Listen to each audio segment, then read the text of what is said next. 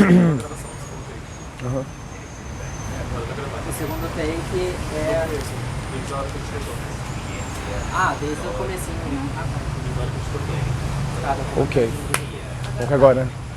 Ah, calma, não coloquei. Pode ir? O racismo na comunidade LGBT. Aham. Então, eu não sofri diretamente, voltando, né? Recapitulando. Tá?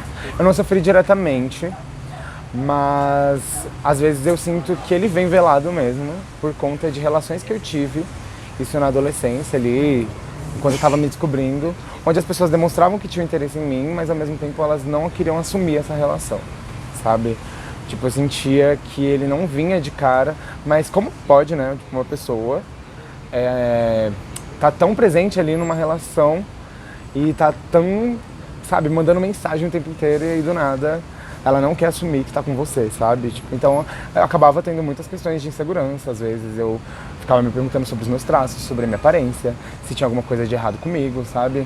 Então eram coisas que eu me questionava muito na infância, mas tipo, diretamente assim, nunca tinha rolado nada assim comigo. Eu acho que até hoje nunca rolou nada em relação ao racismo na comunidade LGBT, mas muitas amigas minhas se incomodam, porque às vezes elas chegam nos rolês de bondão, né? E as pessoas elas olham meio estranho, assim, sabe? Tipo, olham às vezes com cara de nojo. Isso acontece muito, sabe? Eu tive muita sorte de ser abençoado por um rolê que rola lá na minha quebrada, onde a gente que organizou e ele vem crescendo cada vez mais, sabe? Que é a Crash Party. Que lá sim eu sinto uma união muito grande dessas pessoas, sabe? Então a gente consegue ver que bichas pretas em rolês aqui, tipo do centro às vezes, elas não são muito confortáveis, sabe? Tipo, não soa muito confortável. E uma coisa que eu ouvi uma vez, isso faz um tempinho, mas que eu sempre penso, assim, que lugares onde não tem pessoas negras em grande massa são lugares racistas. Porque se as pessoas negras não estão frequentando é porque tem alguma coisa acontecendo ali, sabe? Então a gente tem que estar atento aos rolês, quem é que está organizando, quem são essas pessoas que estão chamando, às vezes contratando, às vezes não chamam as bichas pretas para estar em cima do palco, sabe? Tipo, acham que elas estão lá só para estar no público, servindo bar, entendeu? Então às vezes a gente precisa estar atento a essas coisas para que a gente acorde, sabe? Dá o estralo da consciência, lembrei. Sobre representatividade. Fê, você consegue ver algum lugar que a gente grava a palestra? A representatividade, qual é o poder da representatividade para você? Como foi quando você era menor e como é agora? Quando eu era menor, as minhas referências em relação a ser uma bicha eram pouquíssimas. E a minha primeira foi o Christian Chaves, assim, de cara. Eu era muito fã de RBD.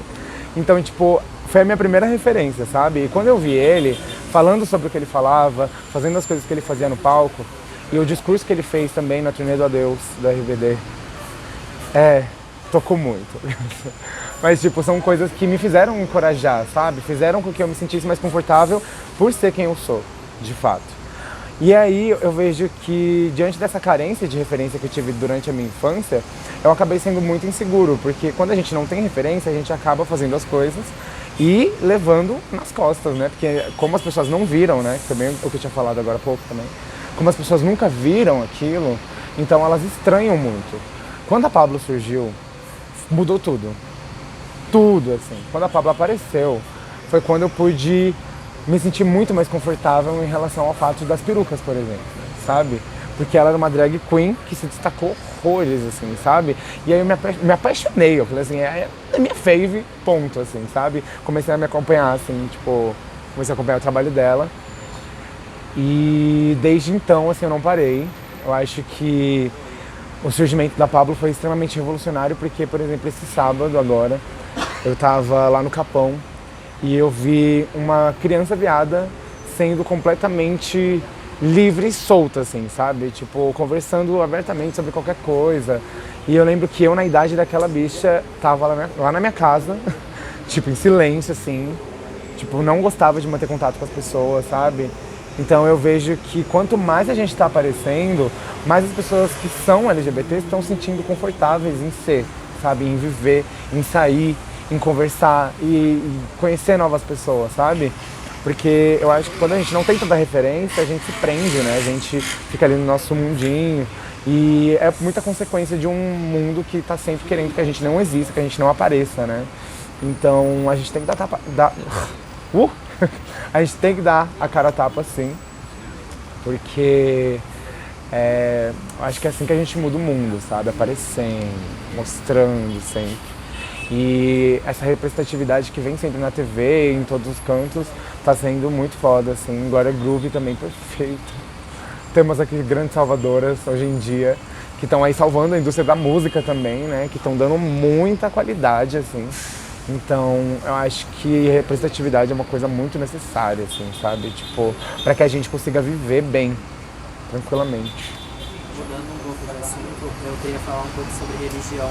Qual foi o papel da religião na sua vida? Se ela te influenciou em alguma forma, seja boa, seja ruim? Minha família, ela é toda católica, assim, desde muito nova. Então, eu sempre tive muito esse contato com a igreja católica, só que quando eu era pequeno era mais obrigatório, assim, sabe? Tipo, eu não gostava muito. E eu acho que esse não gostar não era pelas coisas que aconteciam lá, mas eu acho que já era por causa dos olhares. Porque como eu sempre fui uma criança viada, e eu não tinha dimensão disso, eu sempre me senti muito desconfortável lá. Eu sempre sentia que rolava uma indireta, rolava alguma cutucada, sabe? E eu não sei se a minha mãe percebia, por exemplo, mas eu ficava muito desconfortável por conta disso e eu não sentia vontade de ir. Nisso, a minha mãe, ela conversando comigo para que eu fosse sempre, né? Sempre com essa esperança da religião salvar, né? Ela fez com que eu ficasse na igreja, assim, até o crisma. Até o crisma, que teve a catequese, teve todos os passos. E nisso eu ouvindo e vendo muita coisa que eu não gostava, sabe? Chegou ali no crisma, que foi quando eu cheguei na minha adolescência, eu falei assim, eu não quero mais isso. Não quero mais ir pra igreja, eu não me sinto confortável. E nisso a minha mãe, ela respeitou. Mas ela ficou meio triste, assim, sabe? Porque eu acho que sempre foi vendido, assim, pra minha família, de que a religião, ela salva e ponto. O maior pilar, assim, que você precisa é Deus. Só que isso sempre me feriu muito durante a adolescência, a infância, sabe? Então como que, com todas essas feridas, eu vou acreditar que essa é a minha salvação, sabe? Tipo, sendo que não tem nada de errado comigo, não fiz nada de errado durante todo esse tempo. E aí foi quando eu me desprendi completamente, não sentia mais vontade de ir, não fui mais, desde então. E eu me sinto muito mais confortável, assim, sabe?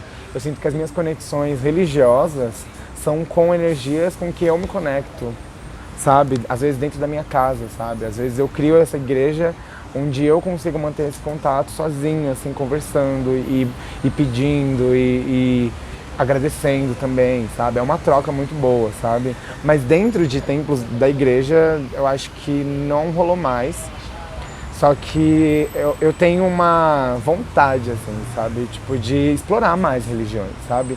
Depois que eu saí da igreja foi quando eu comecei a ver que existiam outras, né? Tipo, o budismo, comecei a aprender mais sobre o candomblé, sobre a umbanda. Nunca fui, mas são lugares onde eu vejo que me abraçariam melhor, sabe? Então eu fico pensando, assim, se é legal ir, tô em dúvida de qual ir também, de qual visitar, de como chegar também, né? Tipo, e é muito foda, sabe? Porque religião é uma coisa que machuca muito quando vem de um lado mais cristão, assim, sabe? Eu acho que cada pessoa também pode encontrar a sua, às vezes a sua é igual eu falei lá em casa, tranquilo, agradecendo, pedindo. Então, acho que é muito pessoal, sabe? E aí é isso que falta as pessoas entenderem, né? Que religião é uma coisa muito pessoal, as pessoas elas precisam gostar, se sentir confortáveis de ir, sabe? Independente de qual seja. Então, tô aí buscando informações. Vamos ver em breve onde estarei, porque não sei, mas não me prendo mais a lugares onde não me sinto confortável, sabe? Acho que é o maior pilar, assim, de tudo. Você tem alguma coisa para acrescentar que você gostaria de falar no documentário sobre algum tema específico? Sobre algum tema específico? Alguma coisa que você sente vontade? Deixa eu ver. É que muitas coisas que eu falo saem assim, acabo. Daí a gente já entra na última parte, que é o que te inspira, quais as suas conquistas próprias. E por fim a gente pede pra artista mandar um recado pra comunidade LGBT. Daí se você já tiver, você tem alguma coisa pra acrescentar? Tô pensando aqui. Nossa. Eu acho que não. eu acho que não. Eu acho que o que eu tenho a acrescentar, muitas outras pessoas que vão fazer esse documentário também vão falar. Eu estou confiando. Então, eu acho que Vou tá colocar ok. aqui, a gente entra na última parte, tá bom? Tá bom. Ele tá ok? Sim. Suas conquistas, o que você considera suas conquistas hoje em dia? Cara, eu posso dizer que assim, me conhecendo, o tempo que eu já estou livre de tudo que me prendia antes, eu vejo que eu conquistei muita coisa que às vezes eu nem premeditei, sabe? Ainda mais com Quebrada, que foi a maior união assim, que eu tive durante muito tempo. Foi onde eu consegui achar esse ponto seguro, sabe? Esse ponto onde eu tinha pessoas que estavam vivenciando a mesma coisa comigo, tanto na música quanto na vida, e a gente podia trocar experiências ali para fazer música e mostrar para as pessoas que era possível estar ali. Então, quando a gente se juntou com Quebrada, cara, mudou tudo, assim, sabe? Girou uma chave, assim. Porque eu faço música desde 2016. Desde 2016, ali 2017, estreiei meu primeiro EP. Só que com Quebrada veio uma força, assim, incomparável com tudo que havia rolado antes, assim. Tanto que muitas das coisas que a gente conquistou foi em conjunto, sabe? Então é muito bom ver essa alegria conjunta da gente, sabe? Então cantar no Rock in Rio foi uma coisa surreal, assim, sabe? Tipo, foi muito louco com a Doritos ali apoiando a gente, mostrando ali que eles estavam com um intuito mesmo, sabe? De proteger e de falar sobre o assunto e de incluir a gente naquele rolê. Então foi sensacional, assim, sabe? Tipo, acho que tem muita coisa por vir ainda, que a gente ainda não falou, que a gente também está trabalhando muito nos nossos solos, né? Então, de conquista, eu acho que na música fez com que eu me curasse muito, sabe? Porque eu sempre sonhei com música, eu sempre sonhei em estar fazendo isso que eu faço hoje. Então é meio surreal subir no palco assim, com o microfone na mão ainda, porque a criança que estava performando Calypso em casa fica muito feliz de ver isso, sabe? Então, hoje em dia, eu acho que é trabalhar muito com isso, né? Ver como que a gente pode ampliar a nossa arte, fazer chegar em novas pessoas, o nosso discurso também, de fazer mudar, né? Igual foi com a Cypher, que eu fiquei muito chocado com o impacto da Cypher, assim, de primeira, assim. E mudou muita coisa desde então, assim. Eu acho que os rappers, eles estão mais atentos também com as coisas que eles estão fazendo. E quando eles fazem alguma coisa que é realmente muito ruim, as pessoas estão pontuando. E eu vejo que isso é muito de cobrar das minorias, das mulheres que estão fazendo rap também. Delas estarem ali presentes fazendo e cobrando e mostrando que elas estão ali e que elas não vão sair dali. E assim como a gente está fazendo também. Porque o rap, ele é muito sobre ritmo e poesia. E os caras, eles esquecem que a gente também tem esse direito de fazer. Sabe? Uma coisa que a gente fala muito é sobre a falta dessas pessoas no line, sabe? Nesses festivais de rap. Quantas mulheres você vê às vezes, sabe? Tipo, 18 homens no line, 2 mulheres, sabe? E às vezes nenhum LGBT. Então, como que a gente faz pra mudar isso, sabe? Como que a gente questiona essas pessoas e chegar lá e falar assim, ó, tá errado isso aí, a gente tá aqui fazendo, sabe? Então, a gente tá conquistando e buscando conquistar mais, assim. Eu acho que o nosso trabalho é muito conjunto, envolve muitas outras pessoas e o público que tá ali. Então, eu acho que quanto mais conquista vem, mais esse público tá aí, cobrando também, ajudando a gente. Então, aguardem os próximos episódios, porque são coisas que às vezes a gente também nem imagina que pode acontecer. O meio artístico é uma loucura, uma correria, é muita coisa acontecendo ao mesmo tempo. Então, vamos ver o que rola aí no futuro, né? O que te inspira? O que me inspira muito eu tenho 2 pilares, assim, que são as minhas grandes divas pop, que elas me inspiram muito, tanto no discurso quanto na atitude, que eu sou muito fã da Rihanna. Então ela é uma pessoa que me inspirou muito, assim, durante muito tempo. E até hoje, né? Inclusive aguardando esse álbum aí, né? Só pra deixar aqui registrado. Vai que o documentário sai, o álbum não, né?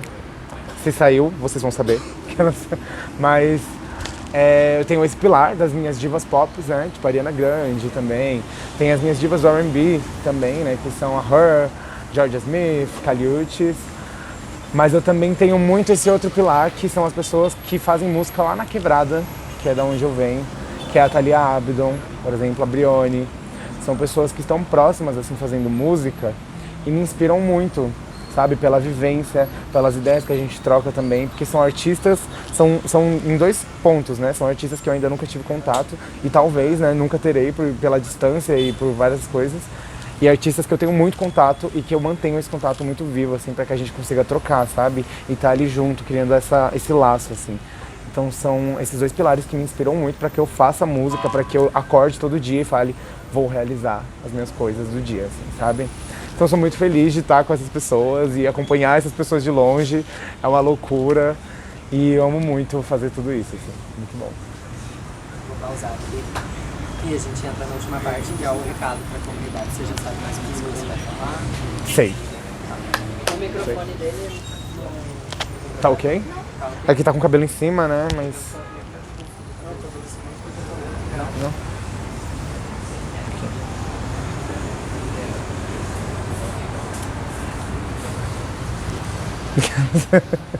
Agora você pode falar olhando para a câmera. Tá bom. Deixa eu falar? Então, o meu recado vai para vocês todas que já se desprenderam, que estão nesse processo de se desprender das coisas que a sociedade traz pra gente. Entendam uma coisa que é muito importante. O medo sempre vai existir. Sempre vai existir. Ele só não pode ser maior do que a nossa vontade de realizar as nossas metas, ok? Então assim, sai linda mesmo, do jeito que você quiser, sem se preocupar com isso, porque a gente tem uma pressão muito grande, sabe? Pra poder fazer as coisas que acontecem, que às vezes estão muito dentro da nossa cabeça. Então estejam muito seguras de vocês, porque vocês são foda, vocês são incríveis. E não deixa que o medo sobressaia, sabe? Diante de todas as coisas que acontecem na nossa vida. Porque a gente precisa realizar as nossas coisas e provar pra nós mesmos que a gente consegue. A gente consegue fazer tudo, ok? Então você vai colocar a sua melhor roupa e deixar o seu cabelo do jeito que você quiser. E você vai sair linda hoje. É isso. Yeah.